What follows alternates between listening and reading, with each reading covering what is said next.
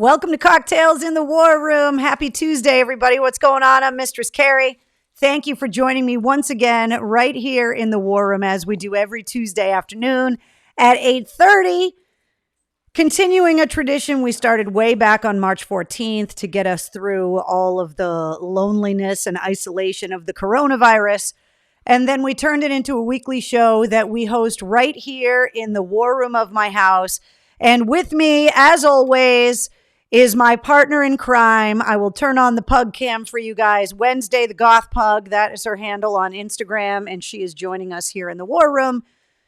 I don't know how long she's going to last, but she is filled with energy tonight. So Wednesday, come here. Come here. Nobody wants to look at just your butt. Come here and say hi. All of the toys that she's been playing with are just some of the many toys that you guys have sent her. And when I told you she plays with all of them, I wasn't kidding. So thank you guys for joining me. And I know Wednesday appreciates it as well. Donna's saying, what's up to Wednesday? Is that the monkey? Brianna wants to know. Yes, it is. She's got the fucking stingray, the hot dog, the duck. Is this a duck or a platypus? Can somebody answer that question, please? I think it's a duck, but it looks like a platypus. But she's got that and the monkey in here tonight, and she is all wound up. So thank you guys for hanging out with us. I know that the Bruins are playing, and it's playoff hockey at the same time. So if you got the TV on and then you're watching Cocktails in the War Room on your mobile phone or whatever, if you could keep everybody up to date in the comments on what's happening with the game, that would be much appreciated, especially because I can't see the TV where I'm at right now. So just let me know how they're doing. It's very strange. I vote duck, says John. Okay. I mean, it's weird. It's kind of a duck. Ow, she just bit my knuckle by accident. Ow, I think it's a duck. I mean, it's not the right coloring for a platypus, but it kind of has platypus feet, but I'm pretty sure it's a duck. Anyway, either way, she loves it. So it's a duck. Let's see. Game isn't on yet, says Michelle. Thank you. It's delayed, says Danny. William says they're not playing yet. Duck-billed platypus? I don't know, Bob. It could be...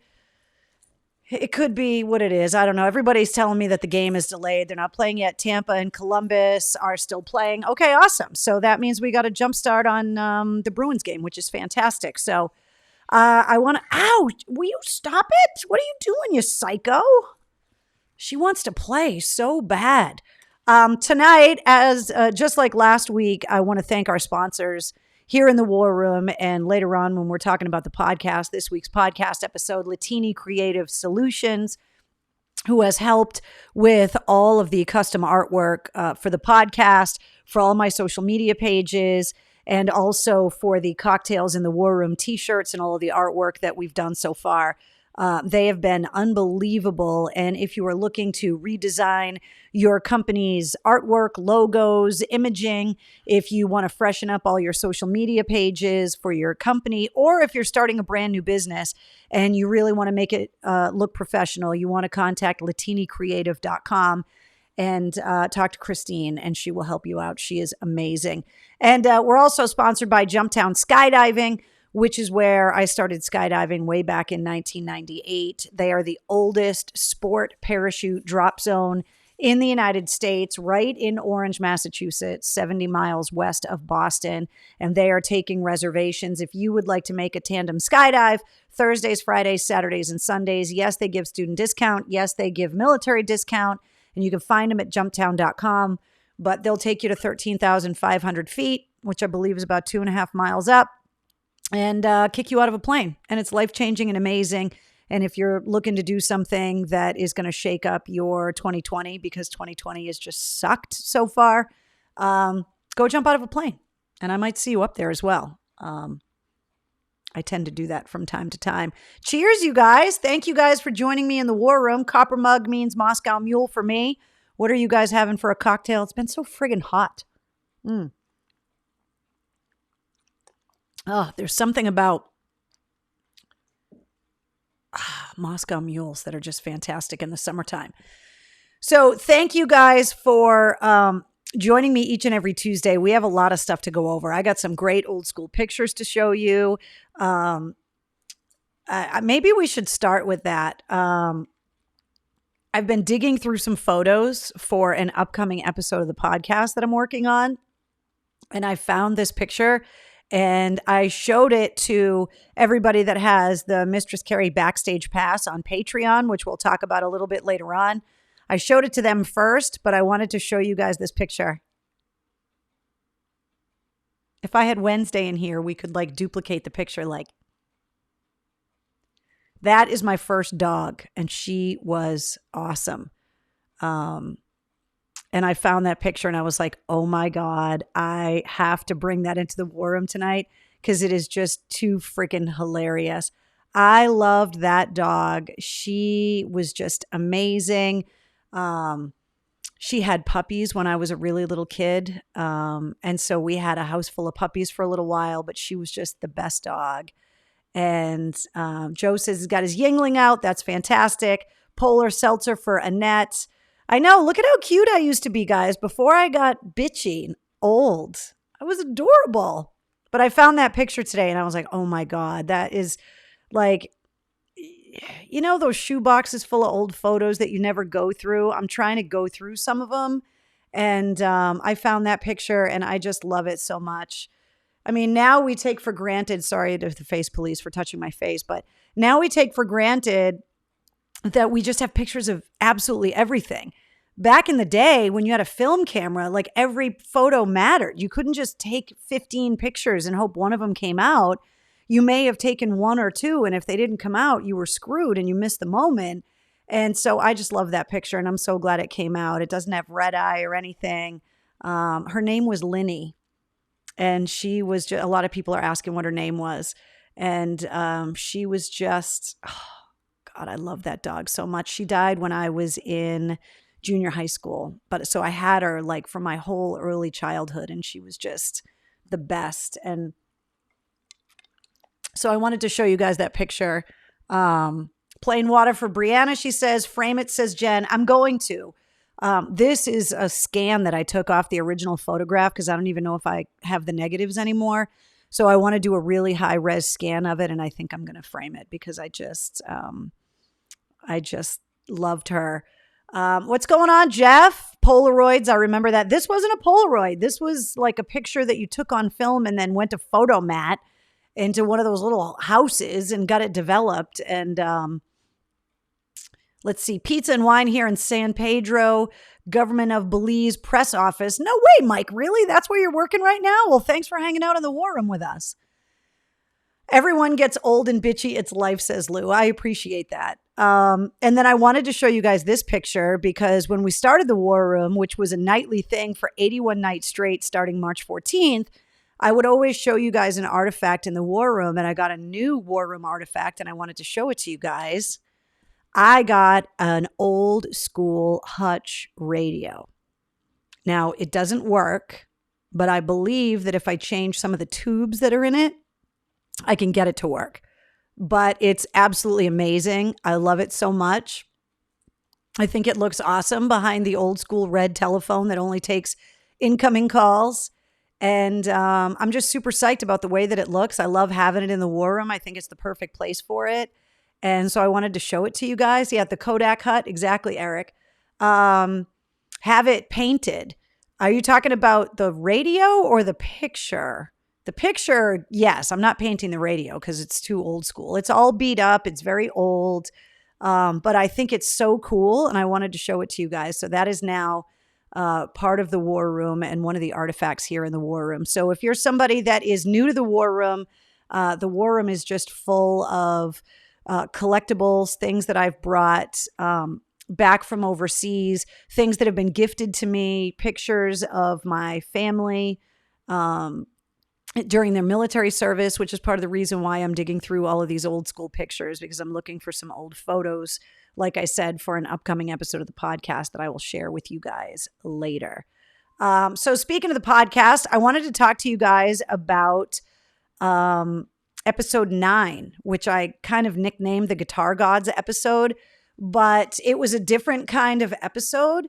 And I'm kind of in love with the format, I think. And I wanted to see, yes, exactly. It's like a fireside chat area, says Joe. Exactly. That radio, it's got some chairs. It's like that whole radio listening experience back before television.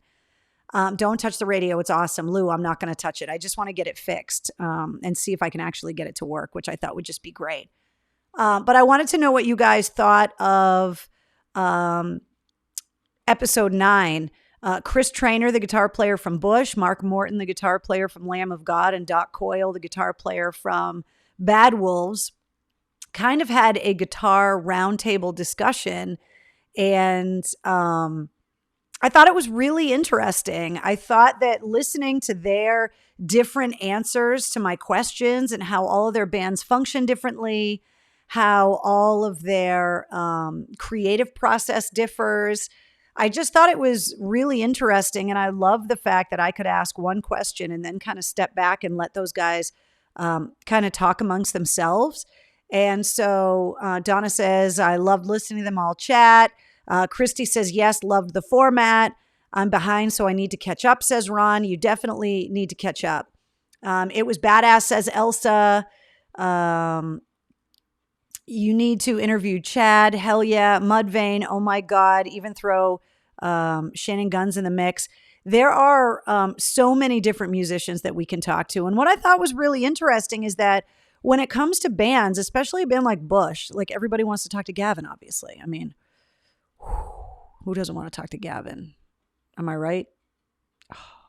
But anyway, but I thought it was really interesting to sit back and just let some of the guitar players that may not always seek the spotlight and may not always be the face of the band, but to let them talk about how they got inspired to pick up the guitar. I thought the conversation about what guitar players they were inspired by and what guitar players they're inspired by now, what made them pick up the guitar. All of their stories were different about how their parents influenced their inspiration behind starting to play an instrument. Yeah, Kathy, great to hear different perspectives. Had 1 hour left on the podcast. Loved how Doc and Mark went back and forth, and poor Chris couldn't get a word in edgewise, says Joe. Chris is a pretty laid back guy, though. I've known him, like I said, in the podcast for a long time. Do you guys remember that band Orange 9mm that he was in? I know we talked about it last week when I introduced who was going to be on the episode, but he's just a super chill guy, and he is incredibly interesting. He is so well-rounded as a player. He's very well respected. And even though he didn't really know Mark and Doc until the podcast, really, I think they had kind of met once or twice backstage at a festival show. But Doc and Mark really know each other well and kind of had gone back and forth. But Chris and I go back the longest. So I thought that dynamic was really interesting. But they all really hit it off. And I know that Doc Coyle wants to have Chris on his podcast, The X-Men, which is a podcast that Doc talked about in the episode, which interviews former members of bands. And he's got like 200 episodes in or something. And so he wants Chris to be on it. So it being on the Mistress Carrie podcast kind of fused a friendship with those guys. And they've been sending messages back and forth as they've been retweeting the links to the podcast and stuff. And so I really wanted to know what you guys thought about the format, because I thought it would be really interesting to do something like that with drummers, with bass players, even with lead singers, just to kind of hear how they all talk amongst themselves. Because one of the things I want to be able to do with the podcast is be able to take you guys into these discussions with musicians that you might not be able to hear. And when you go backstage at a show where there's 3 or 4 bands on the bill and you're hanging around after the show or kind of in the afternoon after sound check or whatever, these are the conversations that the bands are all having in catering or on each other's buses, and they're just kind of hanging around. And so I thought that format would kind of give you guys a little bit of a hint as to what it's like to be involved with those conversations backstage. Shannon says drummers rock. I vaguely remember Orange 9mm, says Joe. There was a song called Failure. That was kind of like their big hit from like 97, 98, something like that. I don't remember Orange 9mm, says Lou. Go back and look them up. They were one of those bands that kind of started coming up around right around the Ozfest years. They didn't last very long, unfortunately, but they played some of the early AAF holiday raid shows and the shows we used to have at Axis down on Lansdowne Street. Ralph says, "Hey, Carrie, sorry I've missed you for 4 weeks." Don't worry about it, Ralph. The episodes are always up on the Facebook page. They're always up on YouTube, and you can come in and out anytime you want to. And of course, the podcast is always there for you to check out whenever it's convenient for you. So, what's up, Patty? I know you're late. It's all good. Tony says, also love the playlist. Yeah, don't forget with the podcast, there's always a playlist that I put together of a lot of the band's music and also the music from the artists that we talk about in the episode as well. So if you're listening to an episode and you're like, wait, who is that band? What is that song? If you go into the description of the podcast, there's a link that opens up a Spotify playlist. And I always try when I'm going back and editing the episodes to go back and make sure that every band that we talked about in the episode is represented in the playlist. So the goal is to maybe turn you guys on to some music that you may not have ever heard of before, or you may have heard way back in the day and forgot about, or maybe turning you on to some new music from some of the artists that the bands are talking about that they've been collaborating with recently. So what's up, Mark? Thanks for joining us. Bruins will have to wait a little longer. Tampa and Columbus have just gone into their 5th OT. Thanks for the update, Joe. Appreciate it. That's good for us, so we can hang out in the war room some more before you guys get distracted by Bruins playoff hockey. So I'm really glad that you guys like the episode, and I think there's going to be a lot more of these kind of roundtable discussions coming in future episodes. I loved doing it. I thought it was really fun, and when I went back to go over it and edit it, I found myself forgetting to edit. And I don't, just so you guys kind of understand about the editing process of the podcast, I try really hard not to take any content out. The way that you guys hear the podcast is how it's recorded. What I will do, though, is if there's any kind of technical issues, if there's really long pauses, or if there's background noise and stuff like that, I try to clean it up just to make the listening experience a little bit better. But for the most part, the way that you hear the episode is the way that it was recorded. So I just found myself kind of sitting back and listening to it, and then was like, oh shit, wait, I have to go and finish editing this. So let me see. Michelle says, my autographed picture of you was stolen, including all the cool extras. My ex-roommate, I'm pissed and crushed. Can you send me another one? Promise this one will be in the vault, says Michelle. Michelle, I can see what I have left. I can definitely send you the picture. The stickers, I'm going to have to go back and look because I definitely drained my reserves sending out all of those cocktails in the War Room t-shirts. But I'm so glad that you guys appreciated them all. And I'm glad that they went to people that really wanted them and loved them. So I'll see what I can do.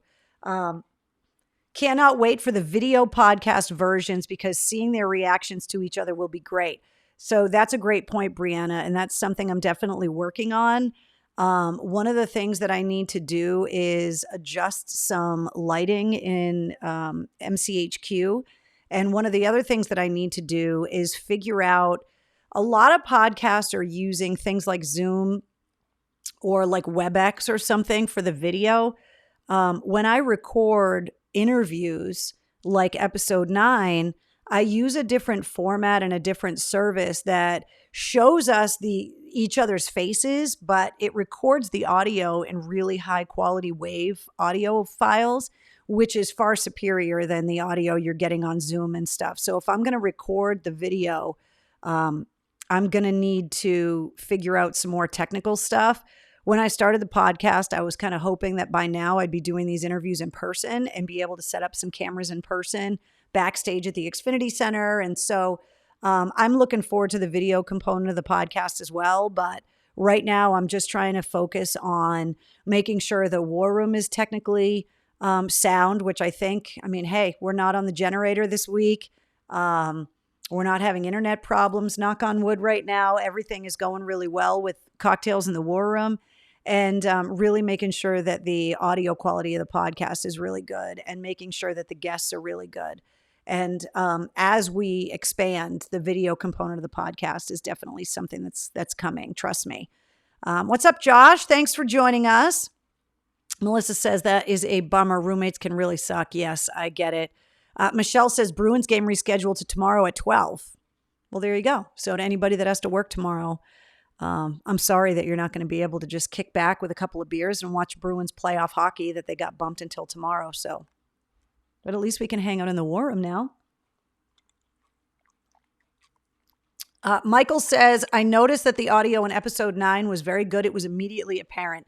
Michael, just to give you guys a little bit more background, when I built MCHQ, I had to buy everything new. So that was a new computer, new microphones, new cables, new mic stands, new software, a new mixing board, new everything. And that also included a new audio editing software that was different than what I was using at WAAF. And it has definitely taken me a little while to really get it dialed in. The difficulty with doing these interviews in the podcast, that was not a problem when I was recording interviews at WAAF. It's not the audio on my end. I'm sitting in a soundproof studio in MCHQ.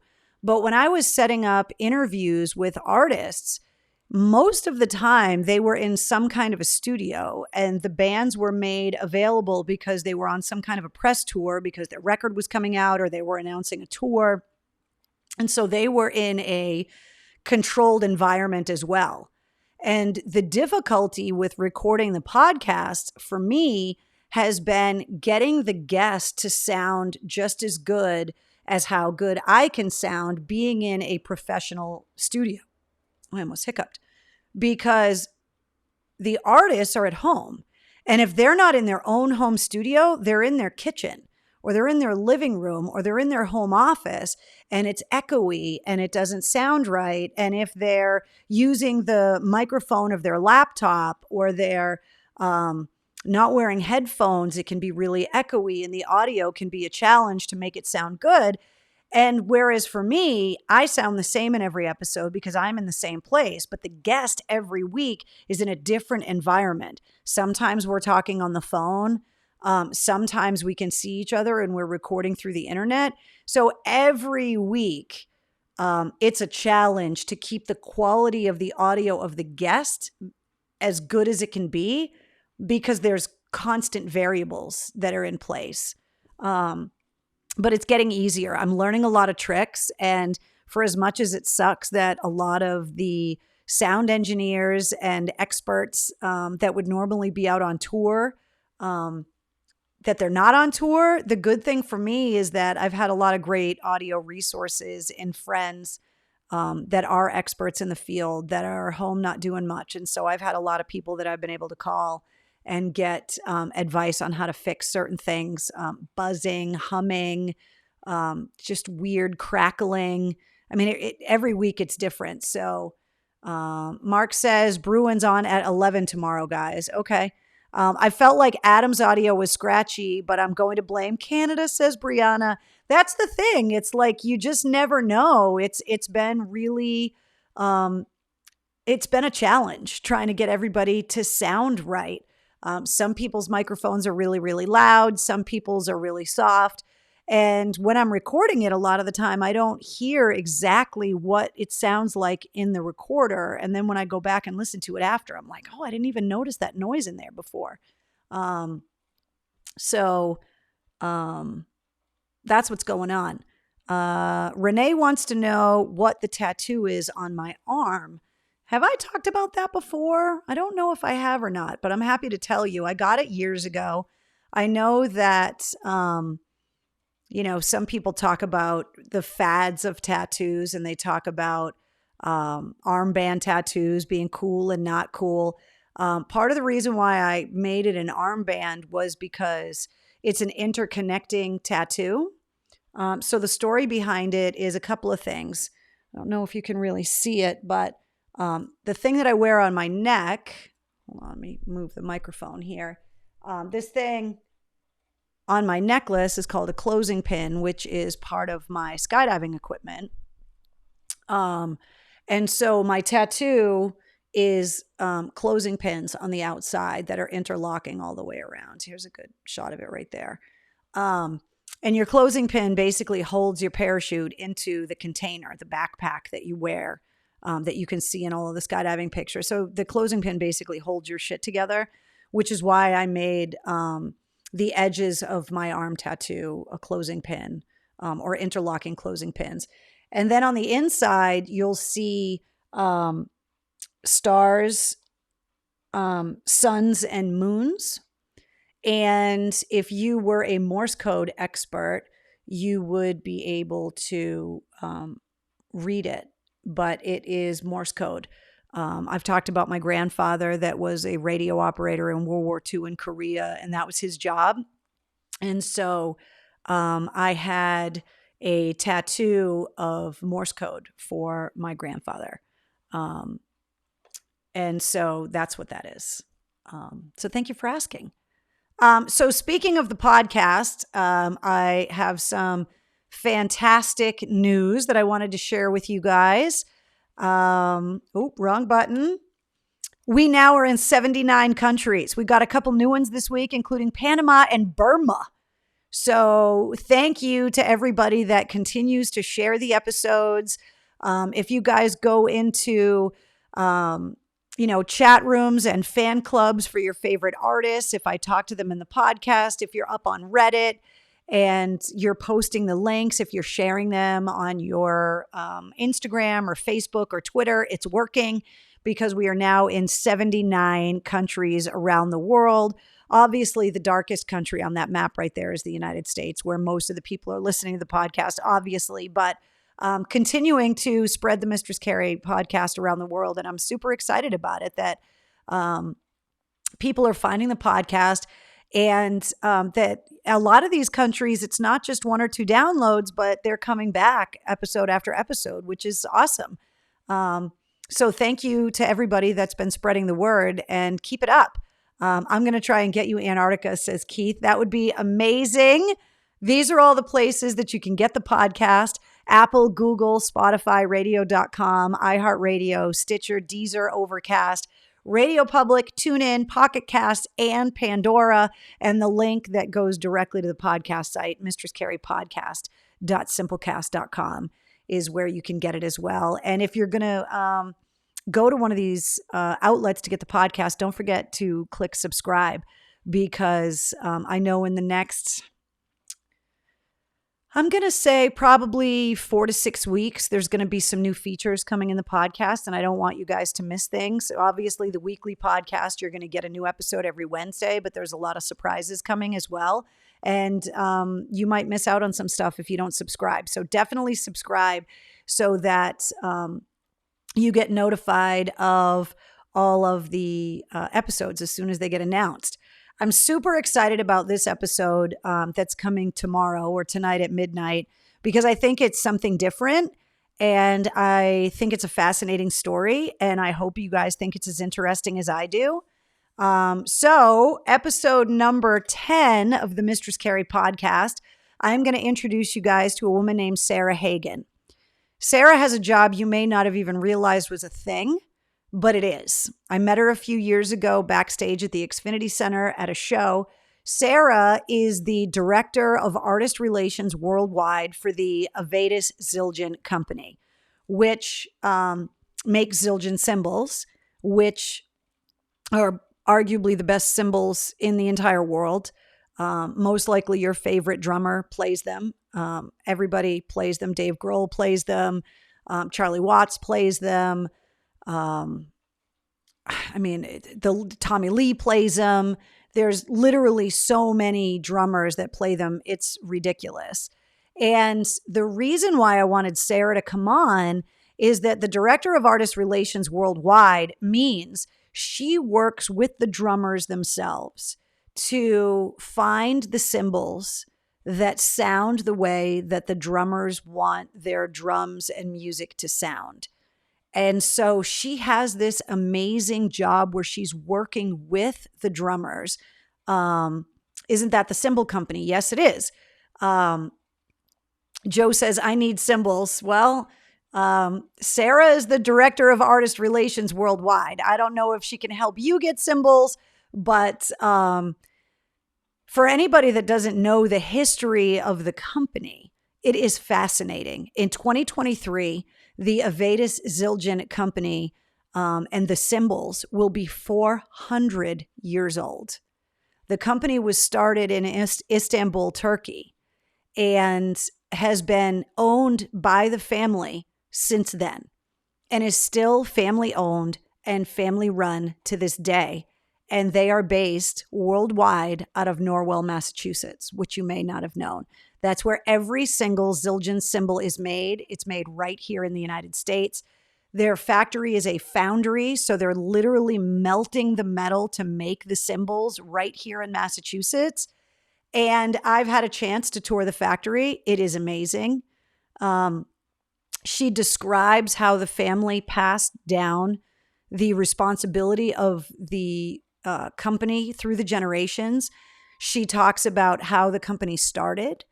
If you know anything about alchemy, it's the first time alchemy has come up on the Mistress Carrie podcast. It's the first time the Ottoman Empire has ever been referenced in the Mistress Carrie podcast. The company's story is fascinating. And listening to what Sarah's job is and how she works with your favorite drummers to really be able to make their drums and cymbals sound the way that they want them to.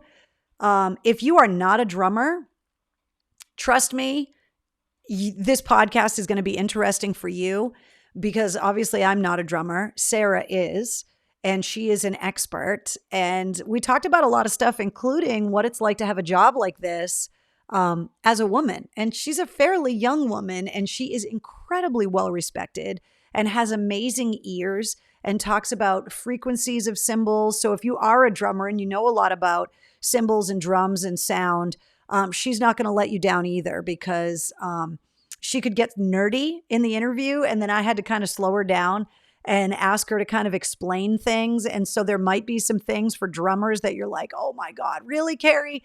But for non-drummers, I kind of walk you through how they set up their kit and why they do what they do. And I even have some of the symbols down in MCHQ, including a symbol that was autographed to me by Craigie and Debbie Zildjian, who are, I believe, the 14th generation of the Zildjian family that runs the company. And their daughters, I believe, are now the 15th generation, and the 16th generation has been born. So the family lineage and the family history in the company is poised to live on for a long time. But I have that symbol autographed by them hanging up in MCHQ. And then I also have a symbol that I actually made from start to finish, melted the metal, sent it through all of the machinery, and I got to take it home and was super excited about it. So that's in MCHQ as well. And we talk about those symbols in the interview. But I think that you guys are going to really think it's interesting. And she talks about drum sounds. We talk about like John Bonham's kick drum. And she talks, oh my God, I'm not going to give it away.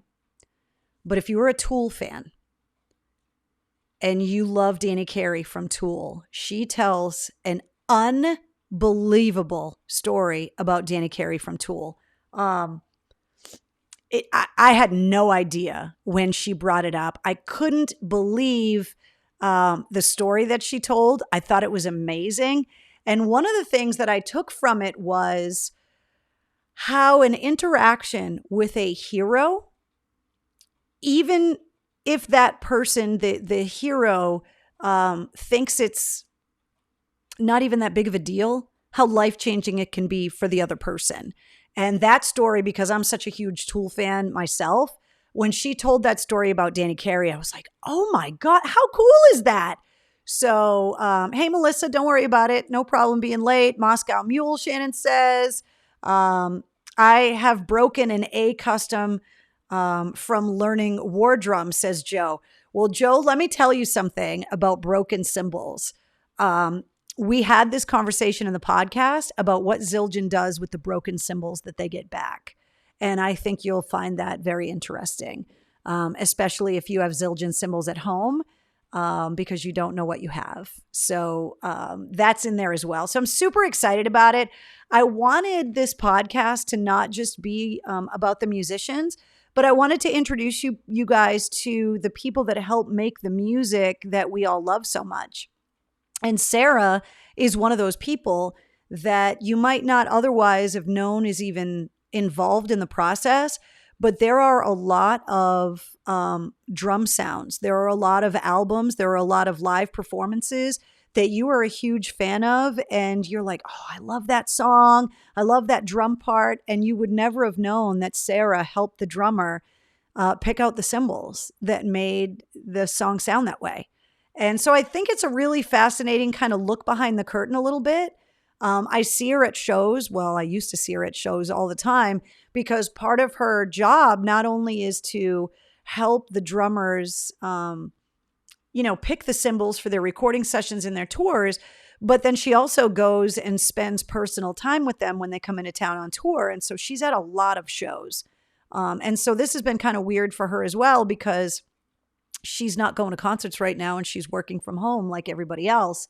But what she is doing is communicating and running a lot of the drum seminars and a lot of the social media stuff that the Zildjian company has been putting up online. A lot of the videos, the interviews, the clinics, the lessons. She's helping to facilitate a lot of that. And we also had a great conversation about a lot of the videos that get put up on YouTube by drummers around the world that are playing along to their favorite bands, like all those videos of the little kids playing rock music that we've all passed around on Facebook and Twitter. She communicates with a lot of people like that as well. And she's really turning into a mentor for not just all young drummers, but specifically young female drummers as well. And I think you guys are going to think it's really interesting. I'm really excited for you to be introduced to Sarah Hagen. We talk a lot about what it's like inside the factory. For as much as we're allowed to say, there are a lot of secrets in making these cymbals. And we talk about the secrets as well, at least acknowledging that the secrets exist and exactly how secret they really are. And I think it's really cool.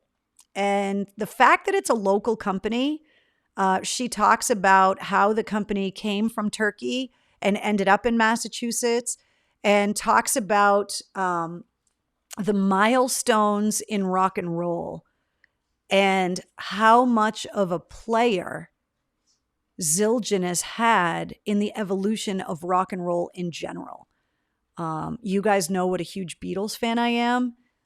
Ringo Starr plays Zildjian cymbals.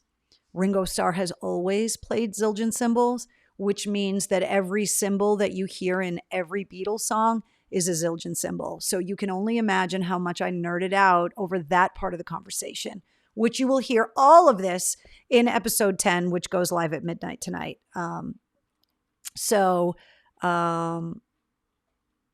think that I'm really excited. I'm excited to hear from you guys that are drummers and musicians. But I'm also really excited to hear from you if you're just a music fan and you don't really know much about the drums. We talk about sound checking drums, about miking drums, about why certain phases of music sound different. So she was comparing drum sounds and cymbal sounds for like 80s kind of glam rock and hair metal as opposed to the grunge era. And then some of the newer music now, and how the cymbal sound really kind of sets a tone for what the music sounds like. And so I think it's fascinating. And the jazz part of it also, the evolution of music coming from jazz, that era of America and of the drummers that were really setting the tone for innovation in that era, and Zildjian's participation and all of that. It's just, if you're a music fan, you're going to love it, I think. Brianna says, I'm excited to learn about it. A little late since I swore off dating drummers, but who cares? Ooh, I get the hiccups. But I think you guys are going to find it really interesting. I'm super excited to hear your feedback next week. I also asked her, this isn't a secret, but I also asked her if she would join us in the war room after the podcast episode goes live. So you can expect Sarah to be joining us at some point in the near future to be able to answer some of your drum questions. And she'll be able to get really specific. So I will definitely let you know ahead of time when she's going to join us so that you can get all of your questions ready, because she is a wealth of knowledge. She is so smart and so well-versed and well-spoken and articulate. And she has an ear.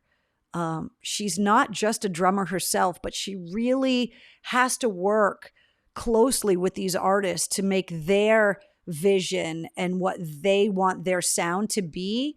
And you can just see, just in that picture alone, there's just rows and rows and rows of cymbals. And she even talks about how if there's a drummer that they work with that wants a certain sound and there isn't a cymbal that's already made, that they will make it for them and invent something new. And I thought that part of it was really interesting, the innovation and some of the new things that she couldn't really get in too specific about, but kind of hinting at what the next generation of technology in cymbals is.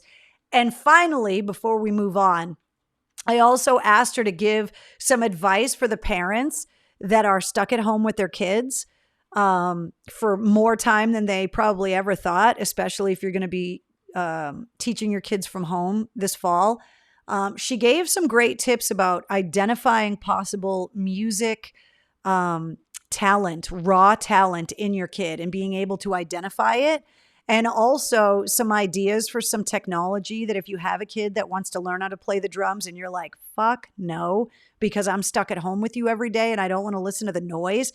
I asked her that question as well. And she made some suggestions about how you can let your kids learn how to play the drums and not drive yourself crazy. So there's a lot of information on there. I think you guys are really going to love her. She's amazing.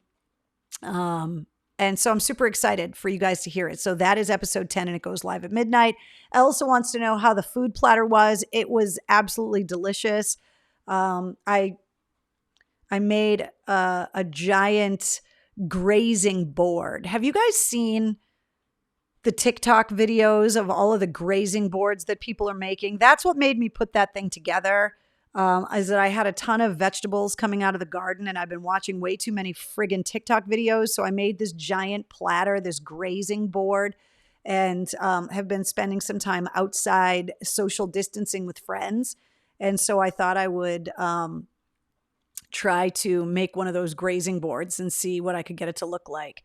And so that's the picture that I put up. So there you go. So one more time, these are the outlets to get the podcast. Episode 10 goes live at midnight. Super excited about it. And if you have friends that are drummers, family members that are drummers, we talked a lot about the Mike Mangini drummer video with the homemade drum kit that we did in the WAF studio before the station went off the air, which she thought was really funny. That video has 1.2 million views just on YouTube alone. And so if you pass that video around to some drummer friends, please share the Zildjian episode with Sarah as well. I think that all your drummer friends and family members are going to think it's really interesting as well. All right, let's get to the mail call, shall we? Now, I got this letter. It's from Michelle Chilaxon. Michelle, I want to fill you in on what happened to your package. So I got your package. Thank you very much. It was incredibly sweet and very generous.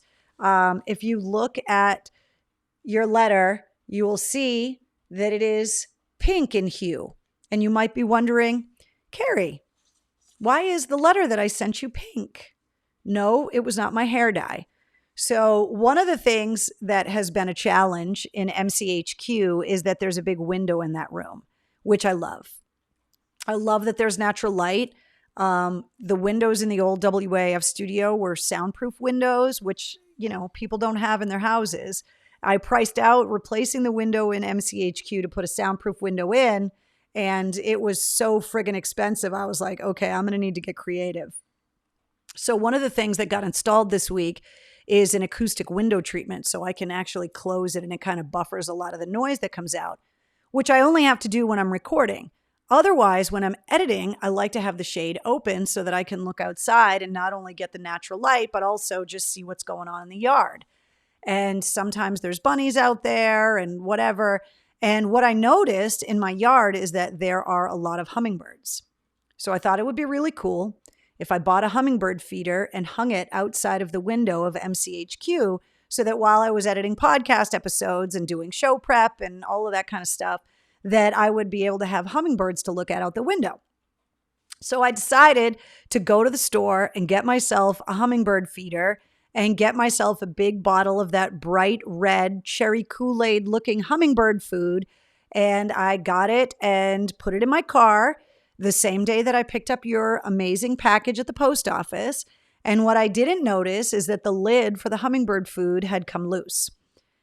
And in the course of driving around, the hummingbird food leaked on your package. And that is why I dried this out. I hung your letter up outside so that it would dry, so that I didn't lose the letter. So Michelle said, wanted to take a few minutes to say how sorry I am that you lost your beloved WAF and your job. I was in Oklahoma City at the time. WAF signed off. I listened as much as I could on radio.com and my heart went out to all of you. Your send-off was perfect. Did the station a poetic justice, and that is deserved. Very well done. Now, I also believe very firmly, in fact, that it is one of my life's mottos that everything happens for a reason. With that being said, I wanted to thank you for helping to keep us sane during the COVID-19 pandemic. I have laughed, gotten angry, and cried right alongside with you. And there were many times that I wished I could have given you that much needed hug. I got excited for you that first night that you had Mike Shue in the war room. You were in your element and your soul was shining bright that day. That is a fact. Having Mike in here was amazing. Thank you for sharing this new endeavor and new chapter of your life with us. Hence my previously stated motto. I hope that you are proud of what you are accomplishing. And if not, you should be. I love seeing and hearing what's coming up next. And I'm always cheering you on. Michelle, you are so sweet.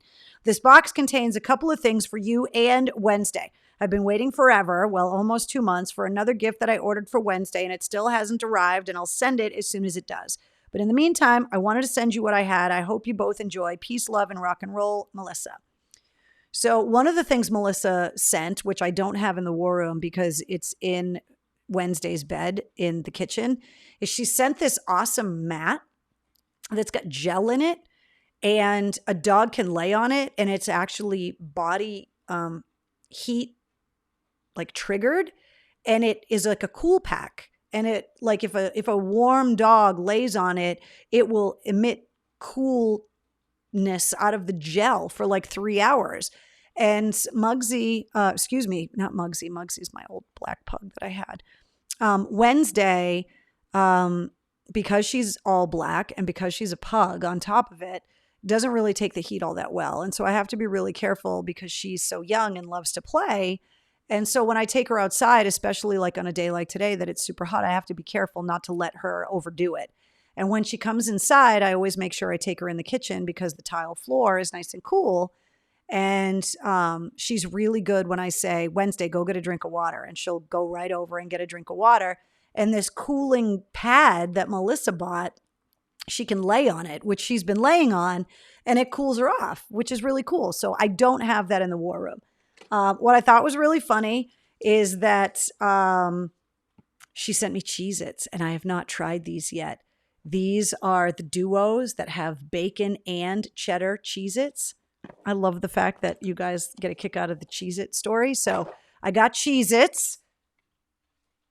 Let's see. Then she sent me, which are amazing. And again, this was all covered with hummingbird food. The red hummingbird food is a no-no. Make your own with sugar and water, no food coloring. Oh, really, Wendy? I had no idea. Thank you for the tip. I had no idea. Hummingbird food, homemade hummingbird food, 1 part water, 1 part sugar, 4 parts water. Boil the water first, then measure. All right, I'm going to go back and read the comments, but thank you guys for the tips on the hummingbirds. I never noticed them before, but they're flying around my vegetable garden, which I can also see from the window of MCHQ. So I want to have the hummingbirds hanging out outside my window.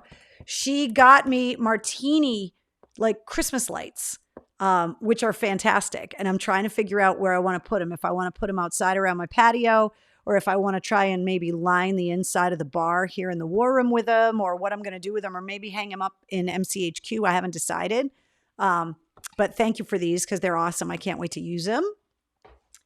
And then the other thing that she sent me, which I absolutely love, but it got a little red, is they made a montage of all of the times we've met and all of the different pictures with the different autographs and the different events and all of that. And she made it all on this big printed poster that I can hang up in MCHQ, which I thought was really sweet. So thank you very much, Michelle. I appreciate it. I'm sorry that everything is stained pink right now because of the hummingbird food. And I can't wait to eat the Cheez-Its. And Wednesday really appreciates her treats as well. I think she's laying down in the other room. I think she burned herself out. So I thought that was really awesome. So thank you very much. All right. So we got a lot of music stuff to talk about. So first of all, if today is your birthday, as we do every week in the War Room, we salute you and wish you a happy birthday. Happy birthday to Charlie Sexton and happy birthday to Brian Bassett from Wild Cherry. They play that funky music white boy band. That's who you celebrate your birthday with. And also on this date in 1984, Ray Parker Jr. had the #1 song in the United States, which was the theme from Ghostbusters, which I thought was kind of hilarious as well. So cheers to you if today is your birthday.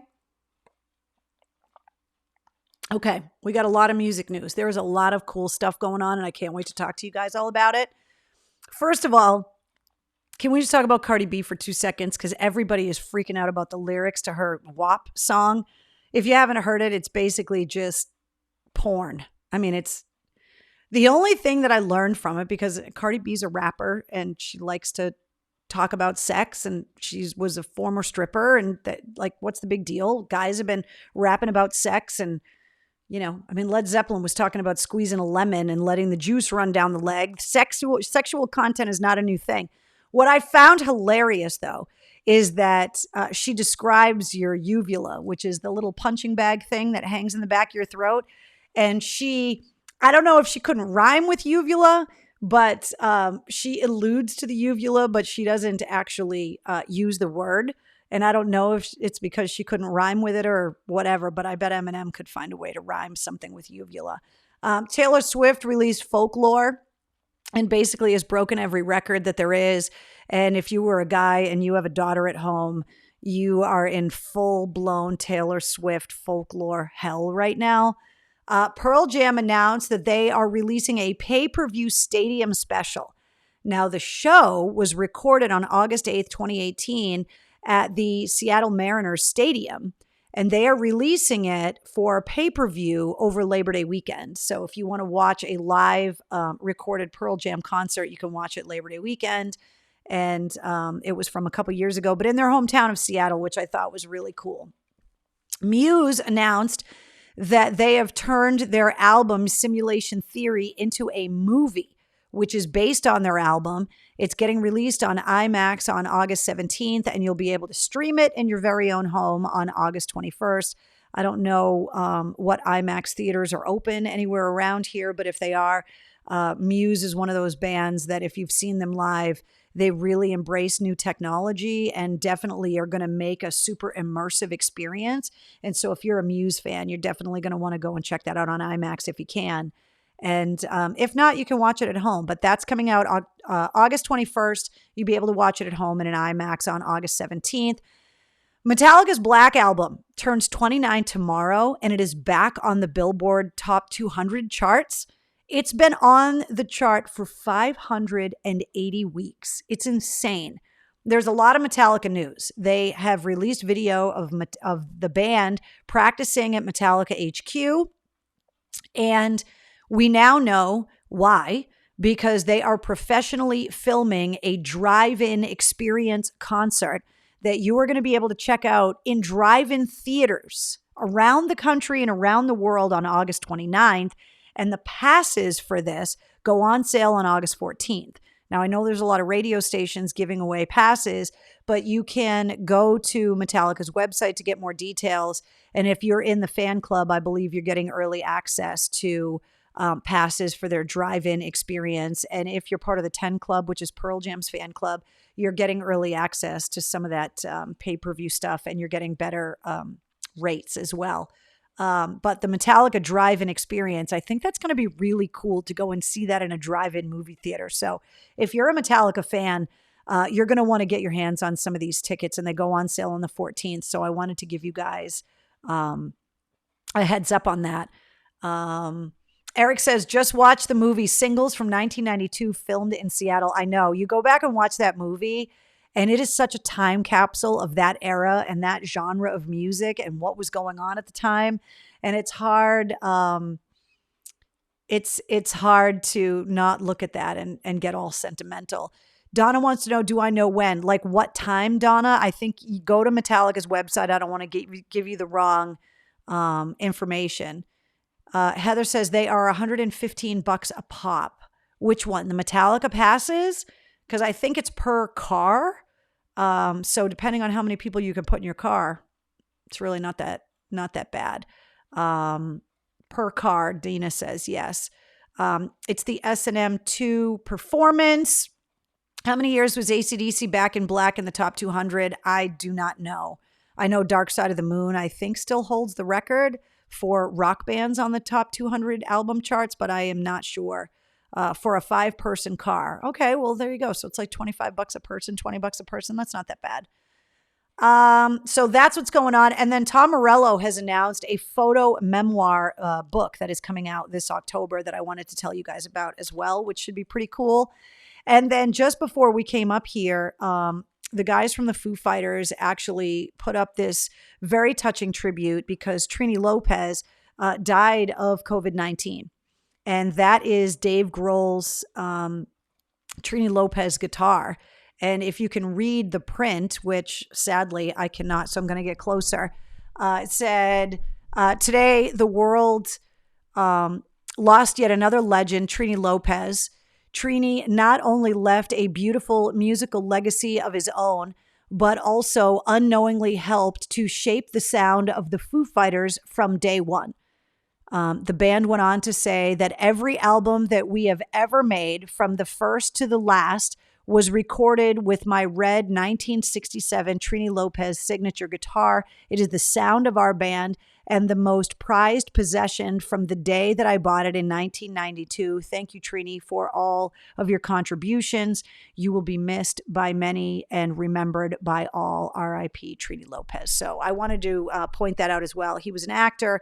He was a singer, a guitar player. And I thought it was a really touching tribute. And going back to the announcement about the podcast, here's a perfect example that a lot of people may not have known that Trini Lopez had such an influence over the sound of the Foo Fighters.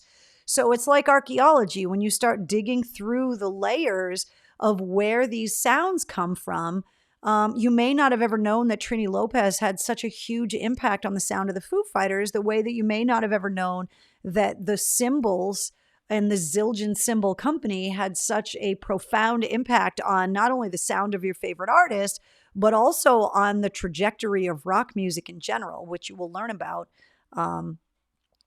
in the podcast episode. I wanted to thank all of these crazy freaks. So Krista, Carol, Travis, Ashley, Stephen, Jonathan, Kim, Michelle, Michael, Julia, Christine, Ricky, Brianna, Mike, Donna, Peter, Wendy, Jen, Danielle, William, and Renee. And yes, Melissa, I meant Chillaxin. They are all the first people to get their Mistress Carrie backstage passes on Patreon. We announced my official kind of fan club and the backstage pass and my Patreon page last week here in the War Room. And I wanted to kind of fill you guys in on how I've been using Patreon, because it's something that I'm going to be using differently as things move forward. So in the first week of the Backstage Pass, I put up a poll to ask the people that got the Mistress Carrie Backstage Pass the different kind of interviews that they were looking forward to the most and things they wanted to hear more of in the podcast. I've been sharing photos that were either exclusive that you can only see with a Mistress Carrie backstage pass, or sharing things earlier than I would either show them in the war room or put them up on Facebook or Instagram or Twitter. And it's been really cool just in the first week, kind of communicating directly with everybody. And that's just the beginning. So I wanted to put another plug in. If you don't know what Patreon is, it is a way for you to get extra access, more exclusive access to some of your favorite bands, some amazing artists, and a former purple-haired radio DJ. But it's a way for you to kind of, it's like a fan club, and there's different tiers of membership for a lot of people. For me, right now, there's just one level of membership, and I call it the Mistress Carrie Backstage Pass. And it just gives you a little bit extra, a little bit of the behind the scenes curtain being pulled. And it kind of gives me a smaller group of people to be able to use as a sounding board, to be able to poll and ask questions to. And I'm going to be doing a lot of extra content, extra video content. There's going to be some live streams.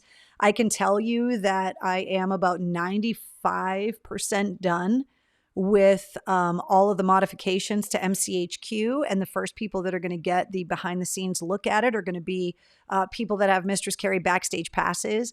So you can get yours if you go to patreon.com/Mistress Carrie and sign up for a Mistress Carrie backstage pass. But I wanted to pay a special thank you to everybody that already got them.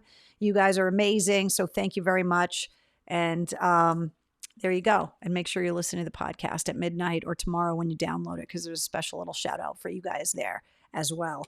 And then as a reminder, if you're looking for me anywhere, you can find me on Twitter at Mistress Carrie, on Facebook and Instagram at Mistress Carrie WAF, and then the YouTube channel, which is where you can be a part of the war room if you don't have Facebook. So anything that we're talking about, if we're having guests or whatever, the war room videos always get posted up on my YouTube channel after the fact.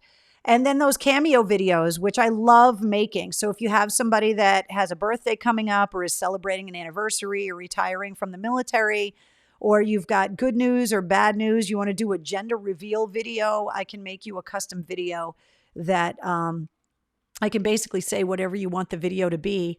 Wednesday can be in it if you want. I've made some of those already. So you can go to cameo.com/Mistress Carrie and sign up and get a custom Mistress Carrie video for you. I can do shout outs. They can be birthday stuff, anniversary stuff. If you want to surprise somebody with an amazing announcement, if you want to break up with somebody, I could probably do that for you as well.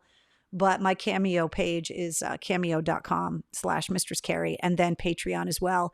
And I know that there's nothing up on TikTok yet. I have been debating what my first TikTok video is going to be, and I know I keep teasing it, but it's going to happen. So that's where you can find me on Patreon as well. I mean, on TikTok as well. So, and then obviously the Patreon page is the new one that I'm super excited about. So I want to thank all of you guys for all of the support and all of the love and the amazing gifts and just your generosity and joining me in the war room each and every week. And the only thing I can ask is that you keep spreading the word. I know that I keep telling you that there's a lot of great stuff that's coming. The website is almost done. That's one of the other benefits of having a Mistress Carrie backstage pass, is that you're going to find out when things happen before anybody else. And you are also going to get access to discounted merch in the merch store when I launch that, which is all coming very, very soon.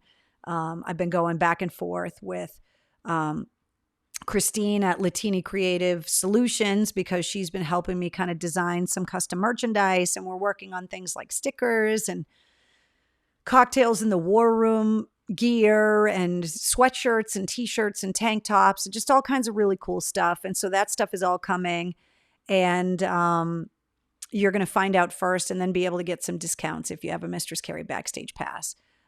Kimberly says, hurry up so that we can duet you. I should have made a TikTok today from the woman that I bumped into outside of Dunkin' Donuts. I tweeted this story earlier. So this is one of the reasons why you need to be following me on Twitter. So I walk out of Dunkin' Donuts with my iced coffee today. And of course, I'm dressed like I always am. And I've got my mask on. And this woman looks at me and goes, it's the wrong day to be wearing black, sweetheart. And I'm like, yeah, I'm very well aware it's 92 degrees. I wear black all the time. I was like, why are you calling me sweetheart? And why? Like, I wear black every freaking day. She's probably also the person that would criticize the fact that I'm drinking iced coffee in the middle of January during a blizzard as well. But I should have made a TikTok video out of that one. Then you could have duetted that one. But the other thing that I've been watching on TikTok is there's some amazing TikTokers from Boston that are hilarious.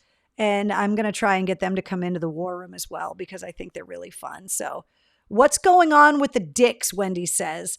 I'm hoping to have an update in the next couple or few weeks when it comes to the dicks. There's some behind the scenes business stuff that I'm working on when it comes to advertising contracts and that kind of stuff and just all of the stupid business bullshit that you don't want to hear about because it's boring. But I have to get some of that stuff taken care of. And then hopefully I'll have Dick's updates for you. That would be a Karen, says Heather. Yeah, it was really weird. I was just like, yeah, I know I'm wearing all black. Like I dress myself. I'm a full-blown adult. I know what I'm wearing. I know how fucking hot it is. Thank you very much. Just because it's hot doesn't mean I'm going to start wearing hot pink. I hate to use the Karen thing because it's my sister's name. And I feel really bad for people named Karen that aren't Karens because it sucks that their name is getting dragged like that. And my sister is not like that at all. And I feel really bad for her. So to all of the Karens that aren't Karens, I'm really sorry for you. And I feel really bad. And I try not to just call douchey broads Karens because it's disrespectful to the real Karens, the nice Karens. But